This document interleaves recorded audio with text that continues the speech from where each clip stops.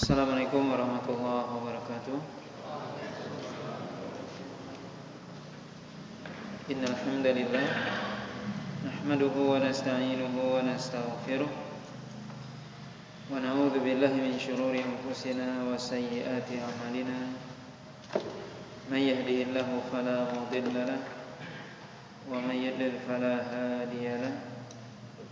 Asyhadu an la ilaha illallah wahdahu la syarika lahu wa asyhadu anna Muhammadan abduhu wa rasuluh alladzi la rasula wa la nabiyya ba'dah. Ya ayyuhalladzina amanu taqullaha haqqa tuqatih wa la tamutunna illa wa antum muslimun. Amma ba'd. Kepada ibu kaum muslimin dan kaum muslimat yang dirahmati Allah Subhanahu wa taala, pada malam hari ini kita lanjutkan pembahasan dari pembahasan kitab Riyadhus Shalihin, yaitu bab yang ke-90, bab isgha'ul jalis li hadithi jalisihi alladhi laysa biharamin wa istinsatil alim wal wa'id hadiri majlisihi. Bab yang menjelaskan tentang mendengarkan pembicaraan orang yang duduk bersama kita selama pembicaraannya tidak ada di dalamnya yang haram, dan seorang yang alim atau orang yang sedang memberikan nasihat boleh meminta diam orang yang ada di majelisnya.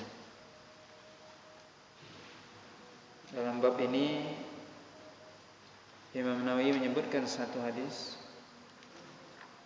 itu hadis yang ke-698, An Jarir bin Abdullah radhiyallahu ta'ala anhu qala qala li Rasulullah sallallahu alaihi wasallam fi hajjatil wada istansitin nasa thumma qala la tarji'u ba'di kuffaran yadribu ba'dukum riqaba ba'din, muttafaqun alaih. Hadis ini dari Jarir bin Abdullah radhiyallahu ta'ala anhu, beliau berkata bahwasanya Rasulullah sallallahu alaihi wasallam pernah berkata kepadaku ketika haji wada. Beliau mengatakan, suruhlah manusia diam. Kemudian Nabi mengatakan, janganlah kalian kembali setelahku menjadi orang yang kufur, di mana sebagian memukul atau membunuh sebagian yang lainnya. Hadis diriwayatkan oleh Imam Bukhari dan Muslim. Dalam hadis ini Jarir bin Abdullah menceritakan kepada kita bahwasanya Nabi SAW ketika haji wada, ya tentunya ketika haji manusia sangat ramai, banyak, mungkin ketika itu ribut, ya, banyak suara dan sebagainya. Maka Nabi menyuruh Jarir bin Abdullah, ya, suruh manusia itu diam sebab beliau mau berbicara. Maka Nabi menyuruh Jarir untuk mendiamkan muslimin ketika itu. Baru setelah itu Nabi berpesan. Ini banyak pesan Nabi, salah satunya yaitu la tarji'u ba'di kuffaran yadribu ba'dukum riqaba ba'din. Janganlah kalian setelahku nanti, kata Nabi, setelah aku meninggal kalian saling bunuh di antara kalian. Hadis diriwayatkan oleh Imam Bukhari dan Muslim. Maka dalam hadis ini Nabi SAW meminta kepada Jarir bin Abdullah untuk menyuruh manusia diam, karena Nabi ingin menyampaikan nasihat atau menyampaikan pesan dan wasiat. Maka ini dibolehkan juga. Ketika seorang ingin berbicara, kemudian orang yang diajak bicara mungkin dalam keadaan ramai dan sebagainya, maka boleh meminta seorang untuk atau agar orang yang mau diajak bicara atau mad'unya supaya diam. Kemudian juga hadis ini merupakan wasiat dari Nabi SAW ya, dalam haji wada, bahwasanya Nabi melarang kita membunuh sebagian yang lain. Dan ini salah satu mukjizat dari Nabi SAW, bahwasanya memang nantinya setelah beliau meninggal, bahwasanya umat Islam di antara mereka juga saling membunuh di antara mereka. Dan ini terjadi, di mana terjadi fitnah di zaman para sahabat, terjadi peperangan di zaman Ali bin Abi Thalib misalnya, yaitu perang Jamal dan Siffin misalnya, yang banyak menumpahkan darah. Kemudian juga wasiat Nabi SAW tentang larangan saling membunuh ini merupakan wasiat yang besar atau wasiat yang perlu diperhatikan, menunjukkan bahwasanya wasiat ini penting, dan juga wasiat yang menunjukkan bahwasanya membunuh itu termasuk dosa besar, di mana Nabi memberikan wasiat tidak saling membunuh setelah aku meninggal, kata Nabi. Maka menunjukkan bahwasanya membunuh itu termasuk dosa besar. Kemudian juga wasiat dari Nabi SAW untuk tidak kembali, kata Nabi, la tarji'u, maksudnya tidak kembali, maksudnya pesan ini kepada para sahabat, tidak kembali kepada apa? Kepada adat istiadat jahiliyah, di mana dahulu mereka di zaman jahiliyah itu menumpahkan darah di antara mereka, dan itu suatu hal yang biasa. Karena Nabi mengatakan dalam hadis ini, la tarji'u, jangan kembali lagi kepada kebiasaan jahiliyah, kebiasaan yang buruk. Menunjukkan bahwasanya seorang ketika dia sudah hijrah, meninggalkan perbuatan dosa karena Allah, maka dia tidak boleh kembali lagi. Ini larangan dari Nabi SAW,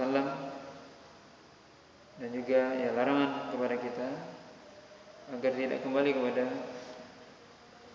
perbuatan jahiliyah yang pernah dilakukan, yang pernah ditinggalkan. Kemudian bab selanjutnya, bab yang ke-91, al-wa'dhu wal iktisadu fihi, yaitu bab yang menjelaskan tentang memberikan mau'idhah, nasihat, pelajaran, wal iktisad fihi, artinya dan pertengahan dalam hal tersebut, maksudnya pertengahan, tidak berlebihan, tidak terlalu banyak dan tidak terlalu sedikit maksudnya.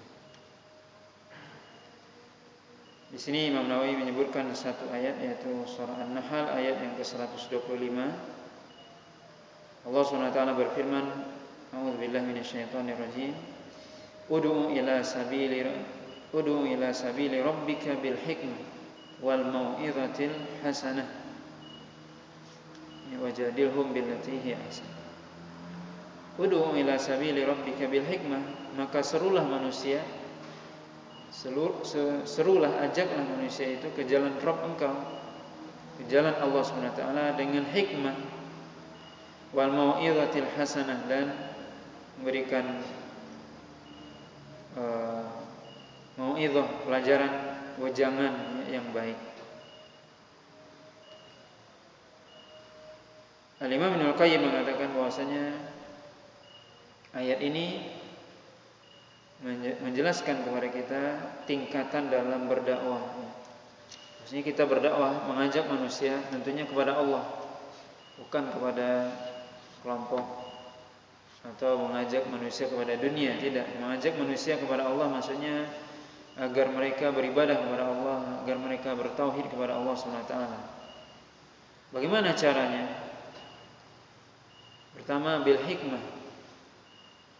Maka ini Imam Ibnu Qayyim mengatakan ayat ini menjelaskan tentang tingkatan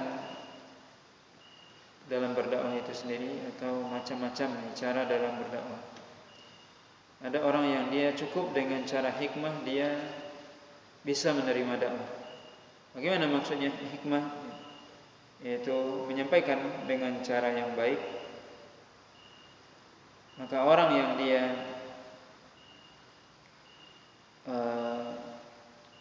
orang yang dilapangkan oleh Allah SWT dadanya, tidak ada dalam dirinya kesombongan, keangkuhan, maka dia cukup dengan cara yang hikmah. Ketika diajak misalnya dijelaskan tentang Islam, dia langsung menerima. Itu orang yang bersih hatinya, lapang jiwanya, terbuka pikirannya, tidak ada kesombongan dalam dirinya. Ketika dijelaskan kebenaran, langsung menerima.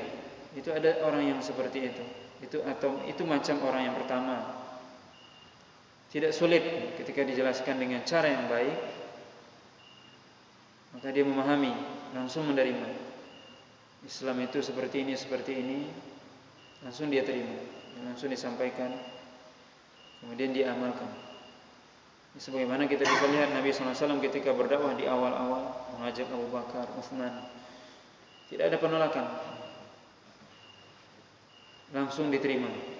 Maka ini orang yang macam yang pertama. Ada macam orang yang kedua yang ketika disampaikan hal tersebut belum bisa dia menerima kebenaran. Harus diberikan mau'izah hasanah, pelajaran yang baik. Mau'izah hasanah ini para ulama menjelaskan maksudnya adalah at-targhib wa tarhib, artinya janji dan ancaman harus disampaikan kepada dia. Kalau Anda menerima, maka ada pahalanya, ada surga dan sebagainya. Kalau Anda tidak menerima dakwah ini, maka ada ancaman neraka dan sebagainya. Baru dia menerima. Ada janji dan ancaman, baru dia menerima. Ini macam orang yang kedua yang diberikan kepada dia suatu bentuk hal-hal yang bisa membuat dia bersemangat, baru dia bersemangat. Kalau tidak disebutkan halnya seperti itu, dia tidak semangat. Nah, ada orang yang seperti itu tipikalnya. Kalau kita jelaskan biasa saja, dia tidak terima. Tapi kalau ada suatu hal yang bisa sedikit mensupport dia, membuat dia bersemangat, baru dia bersemangat. Atau kita jelasin di situ akan ada hal yang akan memberikan mudarat, baru dia tinggalkan. Nah, ini macam orang yang kedua. Wal mau'izatil hasanah. Kemudian ada juga orang yang ketiga, yaitu orang yang dia harus kita berdebat pula dulu, baru. Kata Allah SWT, wajadilhum billati hiya ahsan. Itu orang yang dia mungkin mendahulukan akalnya. Ketika kita sebutkan mungkin ada janji dan ancaman, tidak masuk akal kata dia. Nah, ini ada orang yang seperti itu. Maka harus dijawab juga, harus didakwahi juga dengan akal. Jika dia mungkin kita jelaskan ada surga, neraka dan sebagainya, itu tidak masuk akal. Kayak mana itu? Allah SWT menciptakan dan sebagainya. Di mana Allah? Kayak mana Allah? Misalnya seperti itu. Orang yang mendulukan akal. Maka kita juga menyampaikan dengan akal juga, logika. Kata Allah SWT, wajadilhum billati hiya ahsan, maka berdebatlah, berdiskusilah dengan dia dengan cara yang baik tentunya. Dengan cara yang baik, tujuan kita agar dia masuk ke dalam Islam, menerima kebenaran, maka disampaikan dengan cara yang baik. Itu orang-orang yang mendahulukan akal. Maka berarti seorang muslim atau seorang dai itu dia harus memahami 3 karakter itu minimal. Ada orang-orang yang biasa, yang baik, yang tidak perlu kita banyak berbicara, dia paham. Itu ada orangnya, paham dia cepat, dia paham, nangkap cepat. Ada orang yang enggak, harus diberikan stimulan gitu, dorongan dan sebagainya.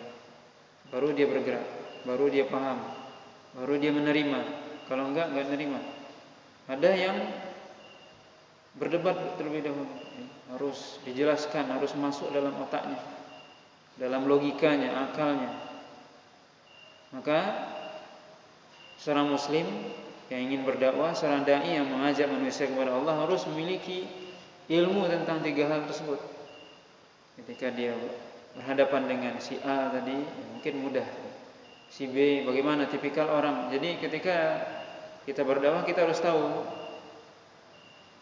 tipikal orang yang kita hadapi.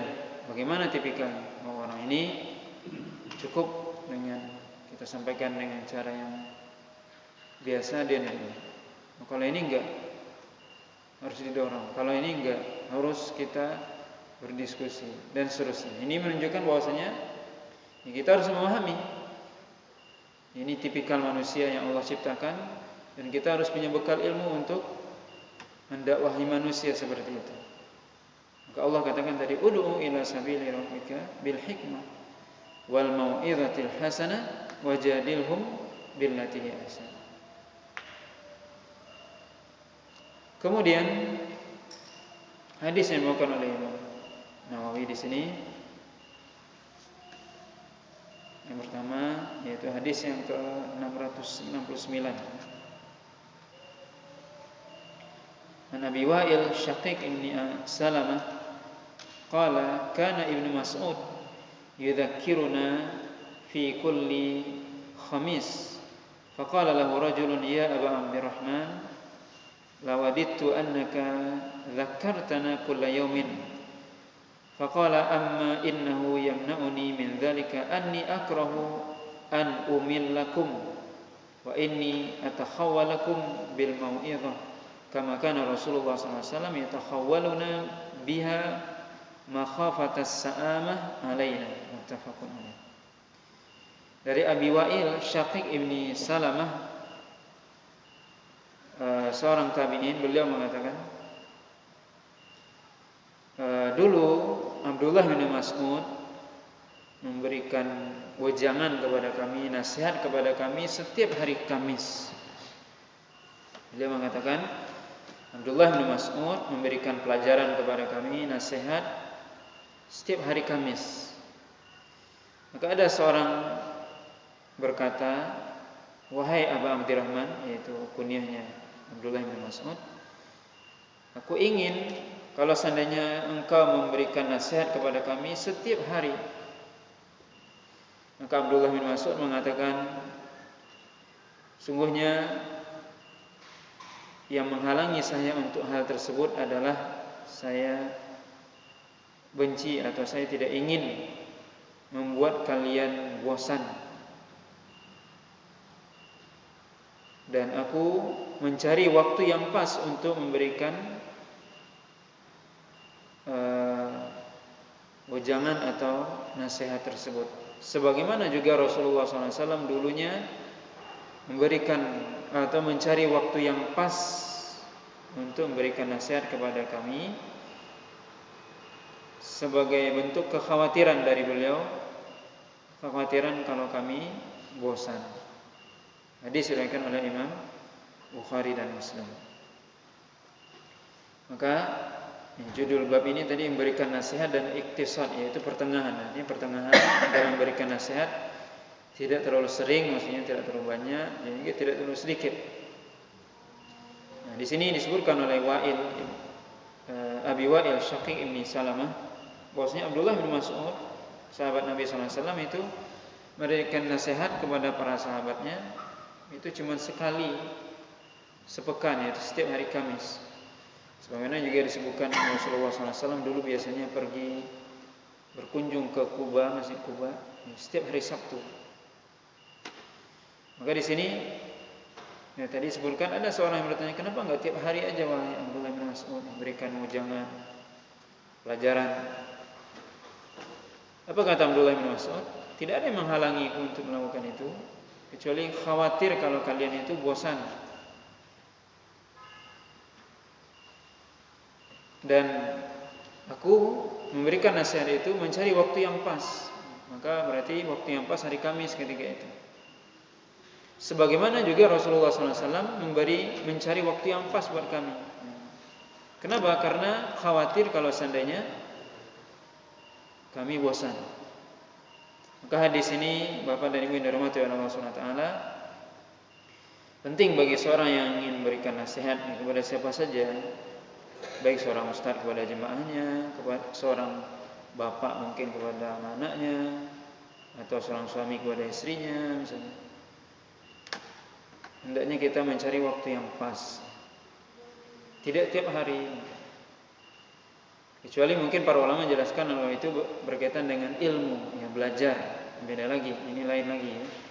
Maka ini perlu dibedakan. Belajar dengan memberikan nasihat.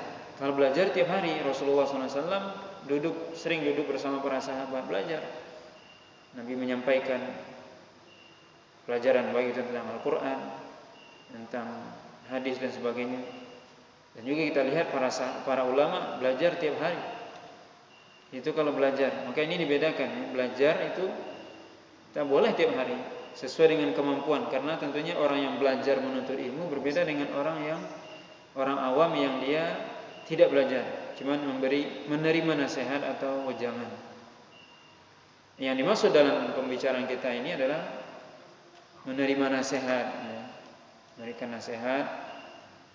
Kapan kita memberikan nasihat? Itu dicari waktu yang pas.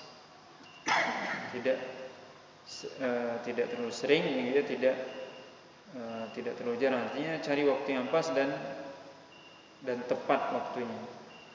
Maka tadi disebutkan bahwasanya Abdullah bin Mas'ud memberikan nasihat kepada sahabatnya tiap hari Kamis, ya sekali sepekan memberikan nasihat. Rasulullah tiap hari Sabtu pergi ke Masjid Quba. Maka ini salah satu bentuknya bahwasanya kita dalam memberikan nasihat tersebut ya harus memperhatikan keadaan orang yang diberi nasihat. Ini suatu hal yang penting. Kadang kita sering menyampaikan, saya sudah berikan nasihat kepada dia, tapi dia tidak mau menerima. Kita tidak berpikir ketika ingin memberikan nasihat itu lihat kondisi orang yang kita beri nasihat itu. Jangan kita mengatakan yang penting. Nah, yang penting itu enggak boleh. Pokoknya katanya. Yang penting saya sudah sampaikan. Tidak seperti itu. Yang penting saya sudah sampaikan dengan cara sampaikan dengan cara yang baik, kemudian juga timing dan waktu yang tepat. Kondisi orang menerima harus diperhatikan. Baik itu, ya misalnya kita memberikan nasihat kepada siapa saja, mungkin kita kepala keluarga, mungkin ya, kita tidak jauh-jauh gitu. Memberikan nasihat kepada istri misalnya atau anak. Cari waktu yang tepat. Jangan istri lagi merajuk, nah Anda berikan nasihat, tidak masuk itu. Maka cari waktu yang pas. Anak-anak juga begitu. Teman kita juga yang kita ingin memberikan nasihat juga seperti itu. Cari waktu yang pas. Jadi sih kita lihat bagaimana ya, para sahabat. Dan ini bisa kita lihat bagaimana para sahabat itu Rasulullah SAW itu paham. Ya, kalau bahasa orang sekarang ilmu psikologi namanya. Berarti Rasulullah sudah mengajarkan itu. Para sahabat paham, dulu yang masuk paham gimana kondisi orang, psikologi orang ketika menerima harus dipahami, harus dicari, harus dilihat kondisi yang tepat supaya apa yang disampaikan ya, dengan waktu yang pas itu menerima. Makanya dikatakan sesuatu itu ketika disampaikan dengan cara yang baik, sesuatu itu yang disampaikan baik maka diterima dengan waktu yang pas maka pas. Ini kita bisa lihat bagaimana ya para sahabat diajarkan oleh Nabi SAW untuk memberikan nasihat itu pada waktu-waktu yang pas, pada waktu yang tepat. Dan juga tidak sering-sering memberikan nasihat, jangan itu. Kenapa? Dikhawatirkan apa? As-sa'amah. As-sa'amah artinya bosan. Kalau sering kita berikan itu, kalau orang kita bilang cerewet, gitu ya. Jangan terkesan seperti itu. Tapi kita menyampaikan sesekali, tapi mengena, pas. Nah ini sekali lagi ini penting bagi kita, dan ini perlu dipelajari. Tidak hanya sebagai seorang ustadz atau siapa saja. Mungkin kita minimal sebenarnya saya katakan sebagai seorang suami, seorang bapak, yang sering kita mendengar keluhan. Sudah saya sampaikan tapi kok anaknya tidak mau, atau istri kok nggak mau, atau gimana. Berarti mungkin ya sekali lagi kita harus mencari ya waktu yang pas sehingga apa yang kita sampaikan itu benar-benar masuk dan diterima. Kemudian faedah dari hadis ini juga bahwasanya memberikan nasihat itu yang penting adalah sedikit tapi mungkin ada kontinunya. Artinya terus menerus, dalam artian tidak terus menerus di sini tidak mesti sering dipahami, tapi ada waktu-waktu seperti tadi disebutkan Abdullah bin Mas'ud memberikan nasihat setiap hari Kamis. Nah, jadi mungkin kita kumpul atau apa setiap hari Kamis atau apa sampaikan itu waktu-waktu yang kalau seperti itu biasanya akan dinanti biasanya. Tapi kalau sering itu khawatirnya bosan. Dan kalau bosan, sesuatu yang disampaikan itu jadinya tidak berharga. Walaupun sebenarnya disampaikan itu sesuatu yang berharga sebenarnya. Yang disampaikan Al-Quran, yang disampaikan hadis Nabi misalnya. Tapi karena sering dan sebagainya, jadi nggak berharga karena kondisi tadi. Kemudian juga faedah dari hadis ini bisa kita lihat bahwasanya manusia itu ya secara manusiawi dia memiliki sifat bosan. Siapapun itu orangnya, pasti dia punya sifat ya, atau masa untuk bosan dan sebagainya. Maka ini harus kita pahami. Kita yang menyampaikan juga suatu saat bisa jadi seperti itu tadi.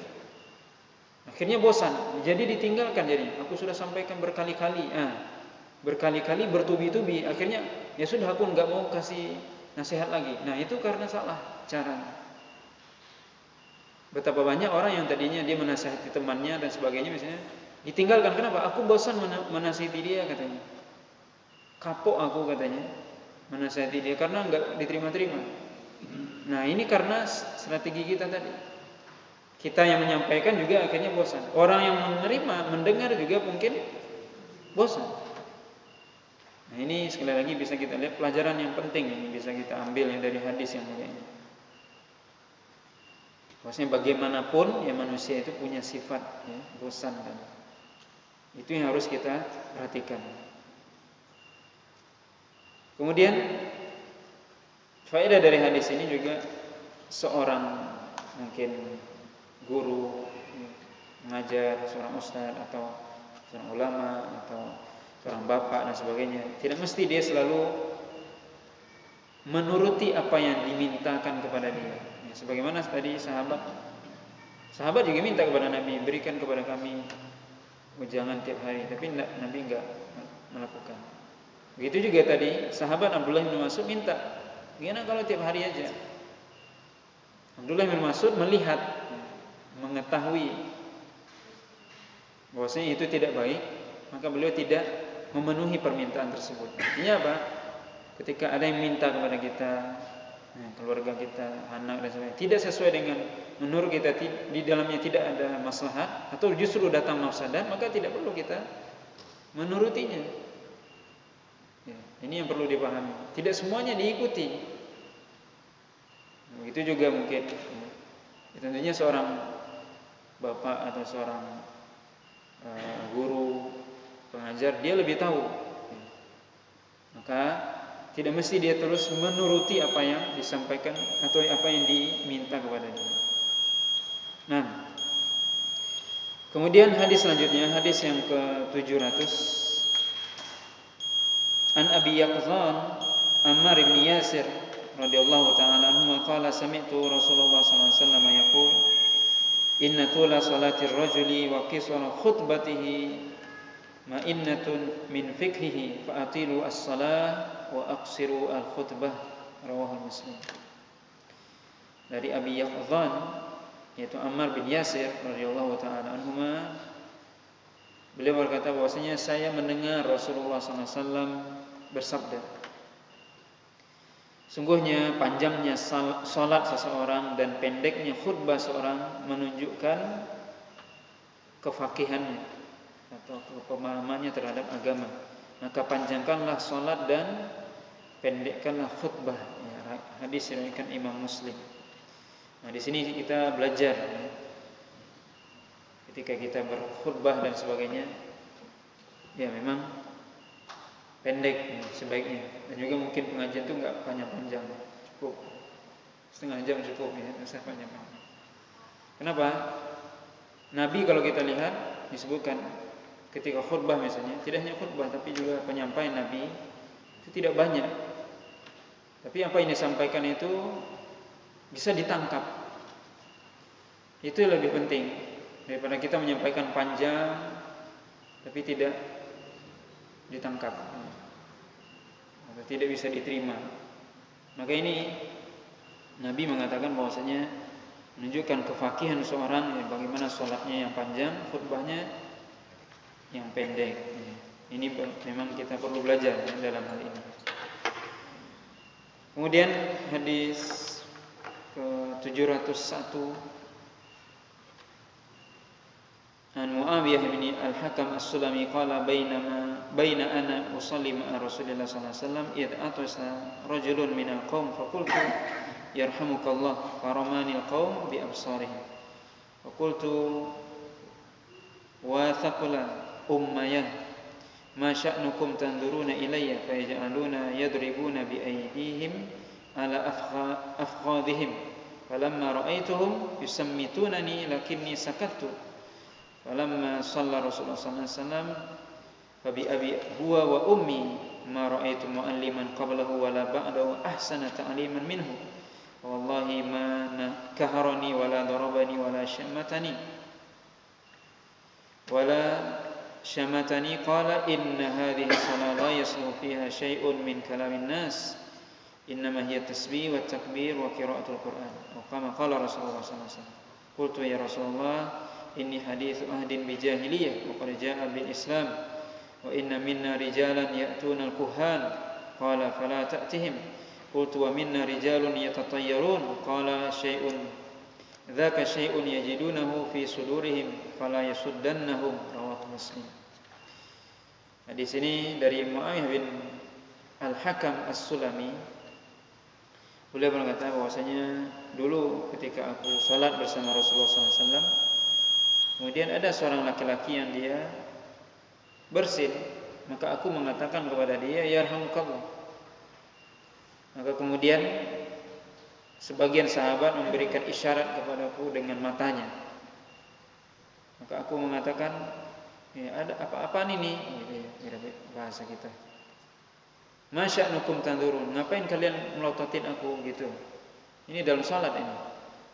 Kemudian sebagian sahabat akhirnya memukul paha mereka. Maksudnya memukul paha mereka sendiri, memberikan isyarat supaya diam.